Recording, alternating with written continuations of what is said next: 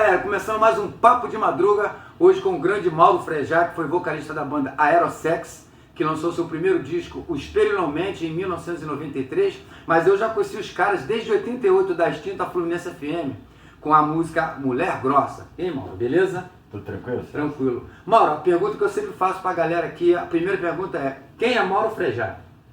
Bom, sou filho de José Frejá, meu pai foi político desde os anos 50, presidente da UNE, e Léa Frejá, advogado, os dois eram advogados, dois imigrantes, filhos de famílias fugidas de perseguição religiosa. É interessante falar isso, porque a família do meu pai era uma família católica na Síria, perseguida pelos muçulmanos, e a família da minha mãe era uma família judia na Polônia, perseguida pelo nazismo. Exatamente. Então aí, com isso, foram duas fugas por motivos religiosos. E uma particularidade, as duas famílias iam para a Argentina. Não sei por que cargas d'água vieram acabar no Rio de Janeiro. Meu pai antes, parece que o pai dele foi para a Argentina, não deu certo, depois foi para Cururupu, no Maranhão. De Cururupu foi para Floriano, e depois, como meu avô ficou doente, vieram para o Rio para tratar um câncer na cabeça, acabaram vindo para cá. E ficaram aqui. Uma parte da família Frejá foi para Brasília, a família Arzenhuth sempre veio para o Rio. Uma outra história que eu também não sei se é verdadeira, mas eu vou contar, que eu acho muito interessante da família Arzenhuth. A família Arzenhuth meu avô estava indo de navio para a Argentina e pararam no Porto do Rio. Quando pararam no Porto, o primo dele desceu. Aí meu avô ficou no navio. Aí o meu tio foi pegar uma guimba de cigarro no chão, pessoal muito pobre, né? Aí parece que um cara ofereceu, não sei se um cigarro ou um maço na época. Aí ele ficou estranho muito aquele ato, e virou para o meu avô, que era Israel, mas era Suel, em polonês ou em Yiddish. Falou: Suel, desce, ficamos aqui. Aí ficaram no Rio de Janeiro em vez de ir para a Argentina. Destino mesmo, né? Então, aí fui criado pelo meu pai e pela minha mãe, numa escola uma escola laica, como era judeu com católico, eu fui criado numa escola laica, graças a Deus.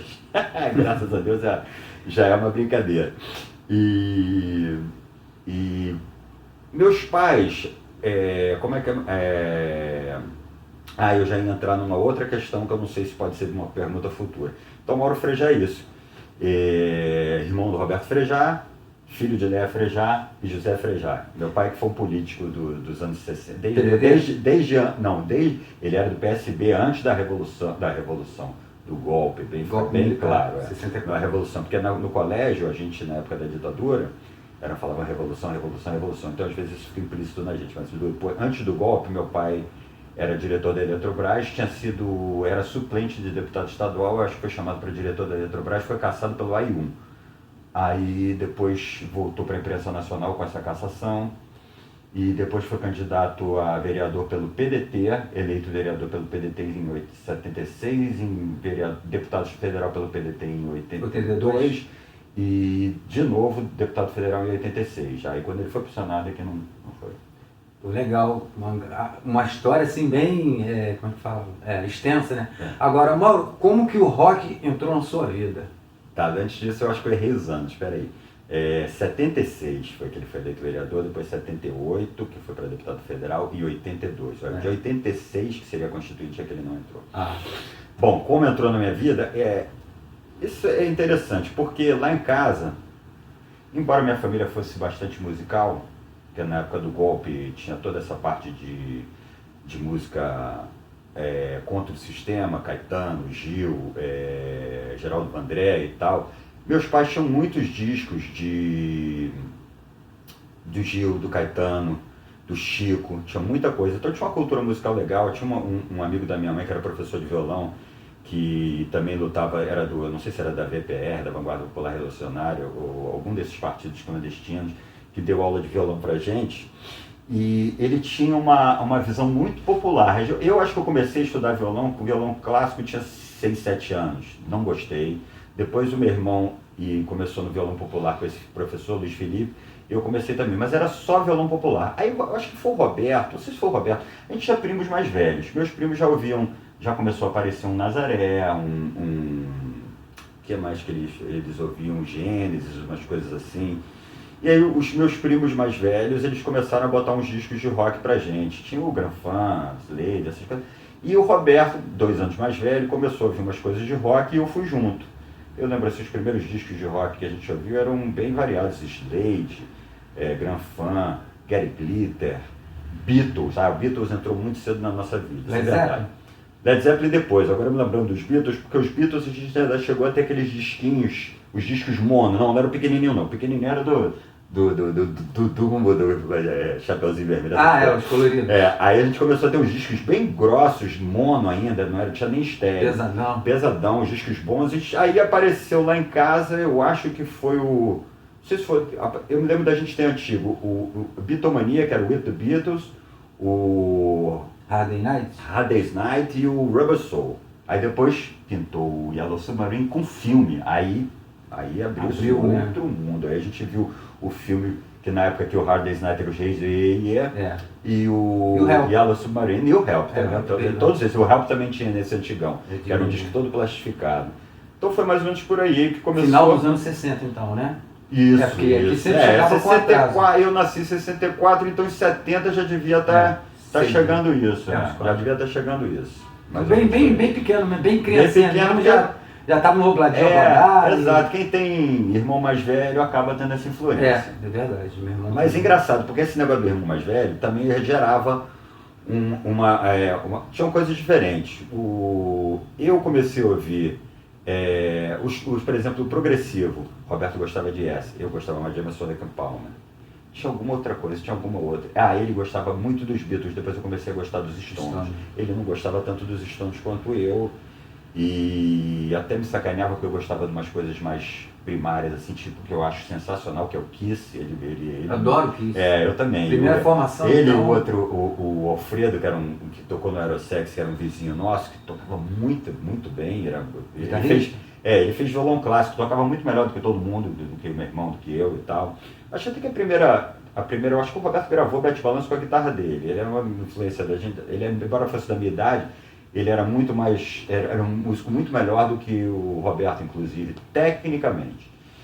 E eles me sacaneavam por causa do Kiss, que falavam, só tem 2 acordes, eles achavam que não era uma coisa elaborada. Mas foi por aí que entrou a música na minha vida. O rock. Né? Então foi aquela e aí você, escola, adolescência, continuou naquela... Sim, tinha uma Crazy Sound do lado do meu colégio. Eu saí de lá do colégio, entrava na galeria com o Crazy Sound, ficava olhando, muito disco importado nacional, uma loja muito boa, a gente ficava ali, e tinha muita loja de disco de rua, né? Tinha Billboard, tinha qual é aquela Modern Sound, tinha lojas muito discos Satisfaction, a Sá Ferreira. A Satisfaction foi muitos anos depois. Eu lembro mais da Satisfaction. A Satisfaction era do Renato, né?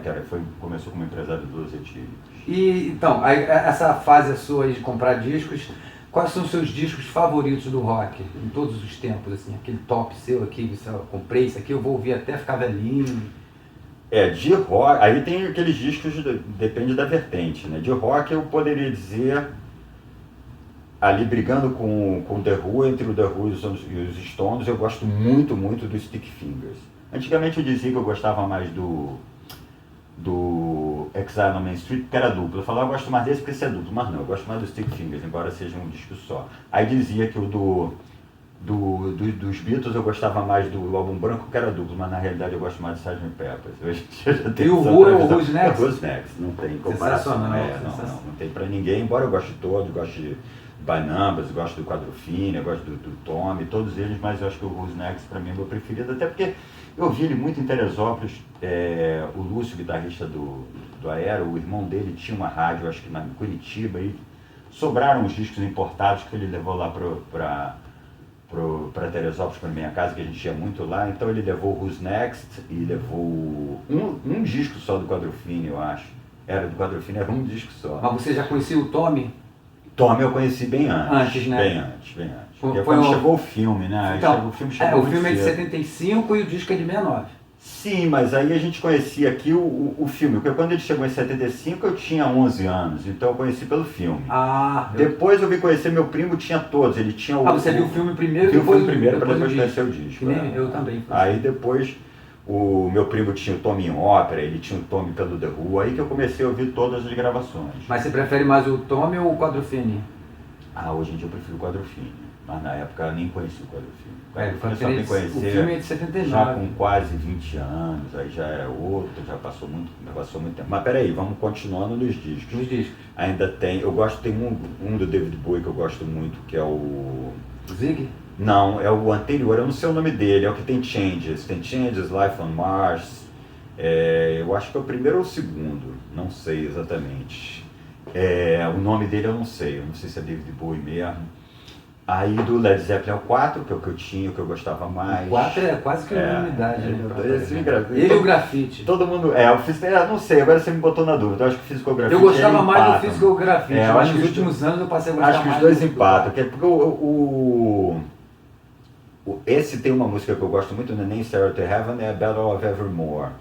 E o Physical do 4. E o Physical Graffiti tem aquela de 8, 19 minutos, como é que é o nome dela? My Time of Dying? Não.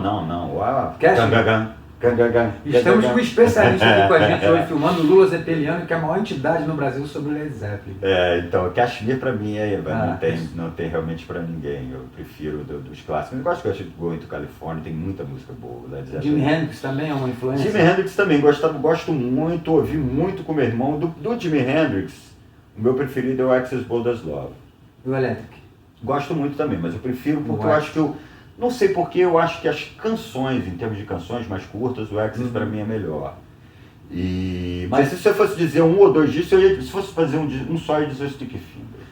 E o rock nacional para você também era referência nesse início? Sim, porque eu tive a oportunidade muito novo de ver bandas assim, vi Mutantes, infelizmente vi Mutantes já na fase progressiva, porque assim não era muito moleque, mas tem os discos todos, entre um dos meus discos preferidos, eu vou repetir o Lobão, Mutantes e seus comentas no País dos Barretos, é fantástico.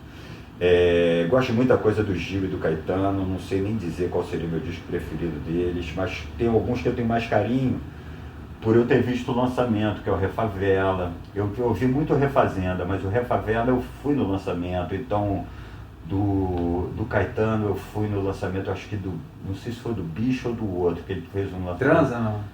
Não, Transa é o meu preferido. Na realidade, entre os dois, o do Caetano é o preferido, é o Transa, e o do Gil seria o Expresso 2222. Mas outros que eu tenho carinho também foi porque eu vi os lançamentos, que o Transa, aliás, o Transa e o Expresso 2222, eu tenho essa história assim meio complicada com meu irmão, porque eu acho que a gente comprou os dois discos para dar de presente para os meus pais, em aniversários deles. Foi legal, a gente devia ter o quê? 12 anos? Se for, esse disco deve ser de que ano? 72, eu acho. 72, 73, se foi 72, 73, então eu tinha 8 anos. Então eu comprei para dar de presente para eles. Acabou que a gente ouviu muito. E eu tenho até hoje essas versões, os dois estão aí, inclusive, estão guardados. Né? Eu tenho uns poucos discos aqui, que a minha coleção está toda em Teresópolis. Os Secos e Molhados também, Rita Lee, Tutti Frutti também. Sim. A Rita Lee eu comecei já no Mutantes, quer dizer, depois eu conheci como Rita Lee mesmo, depois que eu fui conhecer os Mutantes, que aí já é uma coisa posterior. Mas sempre gostei muito da Rita também. Tava naquele show do Maracanãzinho que caiu o cenário, eu e meu irmão saímos correndo, que eu comecei uma confusão. É o quê? Qual turnê, você sabe? Você lembra? Cara, é um lançamento de um disco chamado Refestança. Com o Gil. Com o Gil, exatamente. Era o Gilberto Gil. Era o Gil e ela. Pô, que legal, hein? Esse show a gente estava lá. Você estava nos momentos históricos ali. Sim, eu vi muita coisa, eu vi muito show bom. Então agora, fala que você perguntou, esse era só disco, né? Era só show disco. Não. Então, agora eu quero saber os shows assim, históricos que você esteve presente, que você curtiu, assim. Vi esse do Gil com a Rita Lee. Eu vi muita coisa, por exemplo, eu cheguei a ver muita coisa aqui enquanto eu era moleque, Joelho de Porco, Vímana, Mutantes, mas shows que eu considero Terço não, vi o Peso. Terço eu não cheguei a ver. Terço eu não vi. Agora, os melhores shows que eu vi, eu acho que foi Stones no Maracanã. O primeiro? Vi Stones na Apoteose também. Os dois foram sensacionais. Não sei dizer qual. Foram duas fases muito boas deles. Foram perto um do outro. Um deles eu acho que o Barão abriu. Foi da Apoteose, eu acho que foi da Apoteose. 95. Não, sim. Maracanã. Foi no Maracanã, não sei qual dos dois, eu já não sei qual dos dois. Foram dois shows, um no São Paulo e um no Rio. Agora, um show memorável que eu também tenho o maior carinho, foi um dos melhores que eu vi, foi o Robert Plant com o Jimmy Page? Aqui, Unleaded. Porra, é sensacional. Apoteose 96, Hollywood Rock. Esse filme é fantástico também. Não, e no final, quando eles tocam rock and roll, que a galera toda começa a sacudir as camisas. Esse filme foi muito bom. Vi um muito bom do Eric Clapton primeiro, que foi muito bom, que depois falaram que ele fez outro, que não foi tão bom. Primeiro, né? Foi na Apoteose. Agora dizem, falam mal do segundo. O do David Bowie falaram mal também, adorei, mas eu estava lá na frente, as pessoas falaram que estava baixo, eu não sei, não vejo se está baixo, porque eu estou lá na frente sempre. Hoje em dia já fico mais para trás um pouquinho, já não vejo. Já tenho a namorada que não quer ir lá na frente, eu estou com amigos que não querem ir lá na frente, porque se depender de mim eu estou lá na frente. Não tanto quanto o nosso amigo Lula, que fica colado, mas um pouquinho mais para trás. Lula é o repórter, né? Anônimo do rock, mais para trás. Mas eu acho que esses foram os... Video Cooker aqui no Rio, no Maracanãzinho, seu sensacional também. Jethro Tull, tu viu? Jethro Tull, não. Jethro Tull acho que não. Foi 89. Gênesis. O Gênesis, Van Halen. 7-7, né? Do Maracanãzinho. Eu perdi Full Police, que falando que foi maravilhoso. Eu perdi por implicância, por achar essa coisa de... Que até os filhos fizeram a versão né, em português. E o Van Halen, né, em 83. Mas o Van Halen, o que acontece? O Van Halen, cara, era difícil de você descobrir qual era a música por causa da acústica do Maracanã, era muito ruim, mas era um show E eles tocavam alto. Sim, mas muito alto, alto, era ensurdecedor. E o Kiss, né, também, em 83. Esse eu vi porque eu já era fã do Kiss, estava lá, eu estava com febre nesse dia, mas foi lá e foi um showzaço, eu adoro. Sempre gostei do Kiss. E então, em um dado momento, como é que você mudou de fã de rock para começar a fazer rock? Bom, aí eu tenho que falar um pouco da influência do meu irmão, porque frequentei os shows todos do Barão, desde 80, meu irmão já tinha uma banda desde cedo, e o trouxa aqui carregava um amplificador, né? Você era o assistente dele?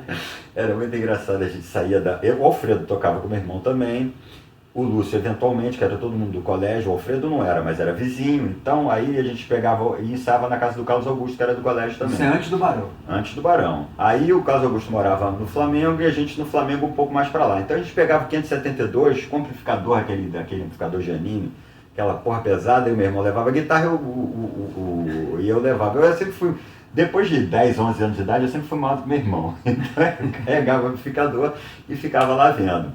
E aí teve essa banda, eu ficava sempre vendo os ensaios, sempre vendo também depois os ensaios do Barão e tal. O Lúcio, que tocava com ele, depois virou o meu melhor amigo, e a partir daí a gente levando o som, eu vi que eu conseguia cantar também. Aí o Lúcio chamou a baterista. Tinha Lúcio e Ivan também era do nosso colégio. Apalhano? O Ivan e o Lúcio. Apalhano, né? O Ivan Monteiro, o Lúcio, que eram da escola comigo, a gente o Lúcio chamou a Karen, e um outro amigo nosso, o Roger, achou o Gabriel, que era um baixista de samba. Mas aí começou a tocar, começou a dar certo, a gente começou a gostar, isso deve ter sido 86. Isso com o Ivan. E a gente teve esse baque que o Ivan, na época, era como se fosse o Zico da banda. A gente fez muito show com Inimigos do Rei, Blues Etílicos, numa casa de show ali na Barra, chamada Pitel. A gente fazia eles faziam todo sexta e sábado, e a gente fazia as quintas. Aí tocamos muito lá. Aí, num acidente de carro, morreu o Ivan. A gente chamou o Alfredo. Nisso, acho que a gente chamou o Luciano. Não, chamamos o Alfredo. O Alfredo ficou com a gente um bom tempo, puta guitarrista, eu gostava muito dele, só que aí teve um show em São Paulo marcado, não sei se era o Orlando ou Dama Choque, ele falou, eu não viajo, eu não saio do Rio. Caramba. O Alfredo era meio exótico, assim, tinha umas manias. Aí a gente falou, o que a gente vai fazer agora? Aí chamei o Luciano Maurício, que era amigo do meu irmão, que tinha uma carreira também, tocou com o Cazuza, tocou com Cássia Eller. Ele não quis, ele cantava também bem, mas não quis. Aí a gente ensaiava no estúdio dos Ronaldos. Aliás, teve até uma coisa antes da gente chamar o Guto, que foi quem aceitou, que o Guto ficava sempre ou o Deide, ou o Guto, ou o Baster, que ficavam enquanto a gente estava ensaiando ali. Uma vez a gente precisou fazer um show, o Gabriel tinha viajado. Aí a gente chamou, Deide, dá pra você fazer? Cara, foi só entrar, ele, cara, não precisa nem ensaiar, porque eu já toco enquanto vocês estão tocando, eu tô tocando junto. Foi legal. Aí o Guto foi mais ou menos assim, quando a gente chamou ele também já conhecia quase todas as músicas, não teve muito erro. E realmente Deu muito certo com o Guto. O Guto, embora fosse uma figura também exótica, assim, era mais velho que a gente, tocava muito mais do que todo mundo, mas a gente se deu bem. Eu acho que foi uma boa formação que a gente teve. E aí o que aconteceu? O Aerosex estava indo bem, a gente lançou o disco, mas de repente acabou a Fluminense, acabou o circo. E a gente estava começando a ter umas brigas, porque aí já era, se a gente começou em 86, 87, a gente chegou em 95, 96, porra, uma banda que não dava dinheiro, já estamos quase 10 anos juntos, e começou a ter umas pequenas desavenças, não era nem rusgas, o Lúcio estava querendo fazer um negócio mais swingado, eu gostava mais de rock and roll, e aí começou a ter umas pequenas rusgas e acabou acabando. Mas assim, as composições, quem eram os autores? Você também participava de letra? Muito pouco, fiz só Mulher Grossa. No Aerosex só fiz Mulher Grossa, letra e Sempre Ela, praticamente. Sempre tinha feito mais uma, minha porta. umas 2 ou 3 eu tinha E feito. as outras letras eram de quem? Tinha no início, tinha uma compositora chamada Gisela, que era irmã da namorada do Lúcio, depois a Karen fez algumas letras e a gente foi começando a pedir letra. Foi o Jorge Salomão fez uma, mas a maioria das letras era a Karen que fazia. E tinha uma outra banda que também de vez em quando dava umas letras pra gente, que o Félix Culpa tinha Félix Culpa era essa banda. Tinha um vocalista chamado Freud, mas era Freud com O-I-D-I, que ele fazia umas letras boas também, andou dando algumas letras pra gente. O Do Outro Lado do Mundo é de quem? Do Outro Lado do Mundo, a letra da Karen. Pô, bacana. A letra da Karen. A Karen era boa letrista. Lúcifer, a letra era da Gisela. Essa da Gisela. E eu lembro que você, conversando uma vez, você falou que tinha uma letra do Cazuza, que vocês fizeram até uma versão do Eu Quero Alguém, e tempos depois ele gravou ela numa outra levada isso foi uma certa confusão. O próprio Frejá falou que teve um momento da vida do Cazuza, talvez por causa dos remédios que ele tomava, que ele passou uma mesma letra para ele e uma mesma letra para o Jorge Israel, que era a letra Você Vai Me Enganar Sempre. Aí tem que ficar Você Vai Me Enganar Sempre, Você Vai Me Enganar Sempre 2. Tipo, ele fazia essas confusões, né? Dava a mesma letra para duas pessoas diferentes comporem. Sim, quando a gente foi visitar Cazuza no hospital, ele estava escrevendo alucinadamente, ele tinha um caderno enorme. Eu me senti um pouco mal de pegar as letras na época, porque eu achei, não sei se podia soar interesseiro, eu sempre fui muito amigo dele, muito amigo não, mas era bastante amigo, e não estava com essa intenção de pegar, mas o Lúcio teve essa visão, quis pegar e acabou dando essa confusão. Ele deu 2 letras pra gente, Amor Quente e... Que depois o Beto Gessinger deu passo pro Beto Gessinger. E Eu Quero Alguém. Eu particularmente não gostava de Amor Quente. O Lúcio fez uma letra, eu falei, cara, isso não tem nada a ver com a gente. Mas Eu Quero Alguém eu acho que ficou muito boa. Eu acho que inclusive a nossa versão é melhor do que... Com certeza. Até pelas circunstâncias. Exatamente. Acho que o que a gente fez foi mais desesperado do que dele. Mostramos pra ele, ele gostou. Ele falou, pô, isso parece Barão no início, ele gostou pra caramba. Parece mesmo. Mas rolou algum estresse com a Lucinha que eu não quis me meter, não me meti. Mas ainda relativamente a isso, relativo ao Cazuza, eu sei que você é um dos primeiros compositores de uma parceria dele com o Frejá, com o Lúcio, que é o Circunferências Estrelares. Como é que é essa história? Estelares. Isso fosse uma surpresa que isso vai aparecer. Isso era uma brincadeira quando a gente levava som em Teresópolis. Uma vez a gente acabou fazendo essa música. Sem a menor pretensão, era uma letra esquizofrênica, doida. Viajante.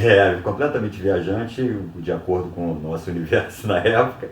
E essa letra, eu fui surpreendido com você me dizendo que tinha essa letra na censura que o Barão, eu nunca ouvi o Barão tocando. Não, o Fred já falou que eles ensaiaram nos primeiríssimos ensaios uma outra vez e depois isso foi uma surpresa, eu não sabia.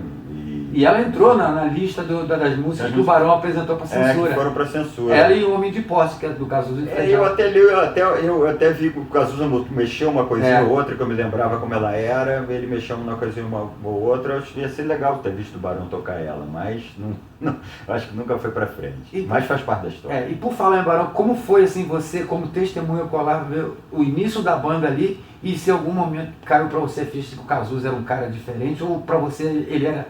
Tanto ele como os caras do Barão que estavam começando ali, era tudo a mesma coisa. Não, o Cazuza era um pouco diferente, sim, do resto da rapaziada. A gente estava acostumado. Até porque era diferente, tinha até uma diferença de nível social. De idade também. De social e de idade. De idade e social.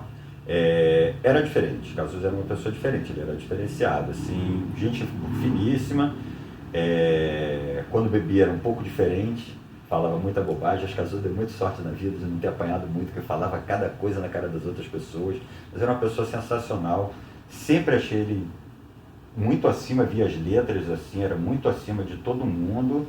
Eu era novinho, não percebia muito isso, mas sempre gostei muito das interpretações dele. Acho que quando ele saiu, o Barão perdeu muito, e depois meu irmão conseguiu fazer preencher essa lacuna depois de muito tempo, mas eu sempre, o meu irmão pode até ficar chateado, mas o Cazuza era maravilhoso, você não sabia o que esperar de cada show, era muito rock and roll, meu irmão é um excelente cantor, a banda ficou maravilhosa depois dele. Sim. Mas o rock and roll constante do Cazuza com o Barão, você não sabia, ele errava muito, acertava muito e errava muito, às vezes ele entrava na segunda parte, bebia, você não sabia o que ele ia falar no show, falava qualquer coisa, então eu achava isso extremamente rock and roll. Como eram os Stones na época do Mick Taylor, a música vinha desmontando, vinha aquela coisa caótica, melhor fase, e para mim é a melhor fase. Então para mim a melhor fase do Barão é a fase do Cazuza, embora eu goste de, depois que o meu irmão também adorava a banda, fui a todos os shows, foi muita coisa. Tu lembra de algum momento, assim, de algum show marcante da época do Cazuza, assim, que você ficou admirado com alguma coisa diferente? Lembro de algumas coisas que, assim, diferentes, não, porque sempre era diferente. Você estava no primeiro lá do condomínio? Não, esse o do Riviera del Fiore eu não fui, mas eu me lembro de muitos shows logo no início, na UERJ, eu acho que foi um dos primeiros. Um na Feira da Providência que não teve. Vocês carregaram o piano do Maurício. Agora, tem certas coisas que a gente sempre lembra, né? Que o Cazuza falando bobagem. Por exemplo, um show acho que foi no Morro da Urca, que está até gravado, ele fala, eu vou dar o telefone do 10, dá o telefone da minha casa. A outra que ele vai agradecer a produção não sei, eu acho que foi na Mamute, sua casa? Ou foi na Mamute, que ele xingou todo mundo, falou uma porra, não podia falar palavrão, ele falou uma porra de palavrão, ou um outro que foi no Morro da Urca, que ele falou que queria agradecer a produção, que não botou com a higiênica, que ele estava cantando com a bunda suja. Mas já fala isso. Mas esse lance dele dar o telefone, ligavam para sua casa mesmo? Não, eu acho que ninguém pegou na hora. Eu não sei nem se era 2225-286 ou se era 456208, porque tem isso gravado em algum lugar. Tem gravado. Eu não sei qual dos dois telefones, mas isso tem gravado. Eu me lembro, acho que esse foi no Morro da Urca, se não me engano. E quando ele saiu, você participou ali do teste pro novo vocalista de novo? Sim. Como foi essa história? Cara, eu era muito novo e não me preparei adequadamente. Devia ter ensaiado as músicas todas. Você cantou mais de uma? Não, eu cheguei, só me botaram para cantar Todo Amor do que Haver Nessa Vida. Eu consegui entrar tudo atravessado. Nervoso? Não, a música é meio no contratempo, ela é um pouquinho no contratempo, eu não sei, eu tô acostumado a ouvi-la de uma maneira, eu sei que na hora eu entrei errado e não consegui consertar. Eu acho que se tivesse me pedido para cantar Ponto Fraco ou alguma outra, talvez seria mais fácil, mal abandonar. É mais fácil. Mas você ficou pro ensaio todo dele? Não, eu entrei, cantei essa música e acabou. E foi isso. Os outros cantando e você não viu, né? Não vi ninguém mais. Fui lá, cantei essa e eu devia ter pedido. Falei, vamos tocar outra aí, não vamos tocar essa não. E acabou que ficou sendo o Frejá, porque ele era o compositor da maioria das músicas, já tinha. Escolheram muito bem. Mauro, o futuro para você do rock? A gente sabe que as coisas agora estão muito nas mídias digitais, você não tem mais DVD, você não tem mais CD físico praticamente. Eu ainda brinco de fazer o CD físico, acredito muito nisso. Mas assim, o tipo de consumo do jovem de hoje, das pessoas de hoje de música mudou muito, né? Muito. Então, agora e o rock perdeu muito espaço no Brasil, na mídia, não é mais uma coisa popular como foi. Como você enxerga o futuro do rock, não a nível só de Brasil, mas no mundo inteiro? Cara, eu temo um pouco pelo futuro do rock, porque eu acho que o rock ele sobrevive da gente que gosta muito, da gente que ensinou os nossos filhos a ouvirem um pouco, mas eu não vejo aparecendo de rock nada tão interessante como aparecia antigamente. Tem aqueles meninos que parecem Led Zeppelin, que são bons. Parece uma coisa ou outra boa, mas no rock nacional não vejo mais nenhuma banda, a gente tem que ouvir as antigas. Tinha uma outra banda que apareceu intermediário, que era o Cachorro Grande e tal, mas não vejo... Pitty, né? A Pitty Já tem até mas a mais de Pitty 10 também já tem muito tempo, não vejo mais ela lançando nada, não vejo mais nenhum lançamento de rock, não vejo nenhuma banda de rock, o que eu vejo é tudo antigo, então eu temo, pelo futuro do rock, temo muito, porque eu acho que quando a gente acabar, quando a gente for morrer, os nossos filhos já estão acostumados com tantas outras coisas, que eu não sei se o Long Live Rock and Roll vai continuar até o fim. E a forma de fazer e divulgar música mudou, né? Completamente. Hoje qualquer pessoa em casa, ele monta um estúdiozinho, produz a própria música e vai embora, né? E você ainda pretende lançar mais alguma coisa assim em relativo ao rock, coisas suas? Pretende voltar a cantar? O que você gostaria de deixar pra galera que está ouvindo essa entrevista? Cara, eu acho que eu gosto de tocar, eu sempre toco, meu violão tá aí do lado, eu sempre toco sozinho. Fiz agora minha festa de 60 anos, fiz com música. A partir daí o Alfredo, a Karen estão querendo marcar uns ensaios pra gente brincar e tal, mas eu tenho um pouco vou até dizer, não sei se é preguiça ou de desânimo, porque dá muito trabalho. Por exemplo, o cantor, eu acho que ele é prejudicado, porque embora ele não tenha que levar nada pro ensaio nem nada, uma coisa é você ir levar um som, outra coisa é você ter o compromisso de estar cantando. Isso sempre me estressou, de não estar com a garganta em dia. Até para minha festa agora de 60 anos, eu fui fazer 2 dias antes, eu fiquei gripado. Eu falei, porra, depois de tanto tempo ainda vai acontecer isso. Ruim, né? E aí você, quando vai cantar, vai marcar alguma coisa, você fica uma semana antes sem beber, eu gosto de tomar minha cerveja gelada e tal, já fica essa preocupação. Eu gostaria muito, vamos ver, agora vou ensaiar com a galera, esse dia a gente está marcando os ensaios, vamos ver, eles já querem fazer alguma coisa de barzinho e tal, quem sabe? Vai rolar alguma coisa do Aerosex? Não, o Aerosex pode ser, porque você vê que o Alfredo, na minha festa o Alfredo foi e ficava todo mundo pedindo Mulher Grossa, ele, vamos tocar Mulher Grossa, eu falei, cara, ninguém sabe.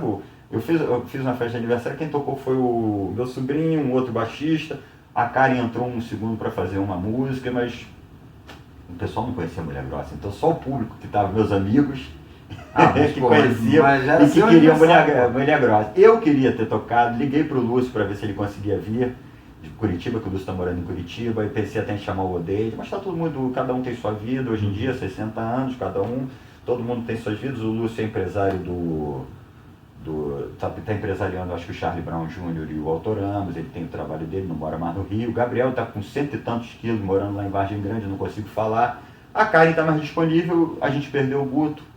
E temos o Alfredo.